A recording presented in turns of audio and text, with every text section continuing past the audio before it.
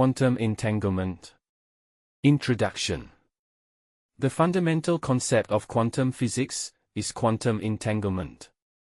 Because quantum entanglement appears to contradict the special theory of relativity's central principle that nothing can move faster than the speed of light, Einstein was disturbed by it, 186,000 miles per second.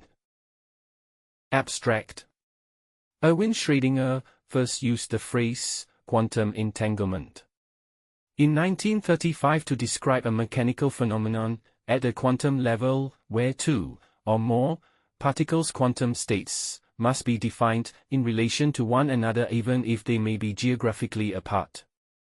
This paradoxical event has confounded us for a very long time. Entangled particle behavior appears to be mysterious, illogical, and akin to sorcery at work.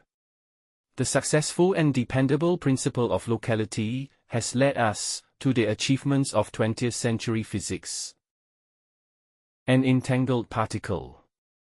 A phenomenon known as quantum entanglement occurs when the quantum properties of two or more particles start to depend on one another, with measurements made on one instantly changing the properties of the other. To create entangled systems, one must first create a pair of electrons with opposite spins, as required by the Pauli exclusion principle, while maintaining the quantum uncertainty of each particle's actual spin. A situation Erwin Schrödinger referred to as entanglement of the wave function. When a pair of particles are separated, even by a great distance, and one particle's spin is measured, the other particle's spin will naturally resolve itself in the opposite direction.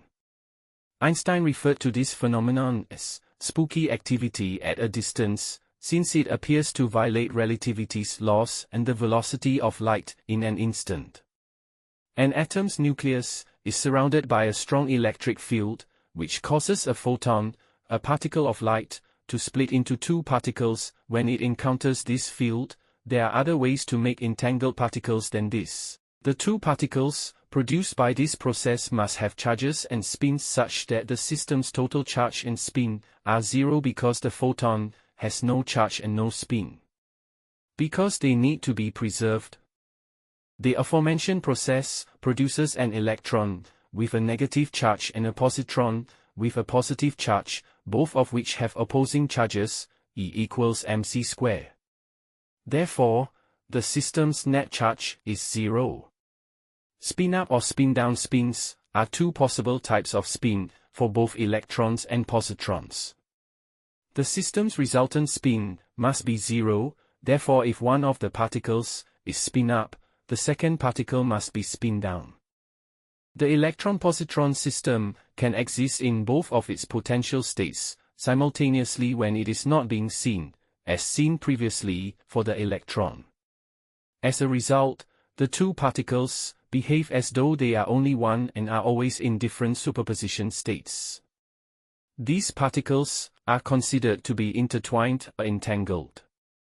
However, the wave function collapses the moment one of the particles is detected, and if the recorded spin of the electron is up, the measured spin of the positron immediately adopts a down value. Even if one of the particles is kept at the universe's edge, let us say a positron, as soon as the spin of the other particle, an electron, is measured, the spin of the particle at the universe's edge is defined. Thank you. Thanks for watching this video.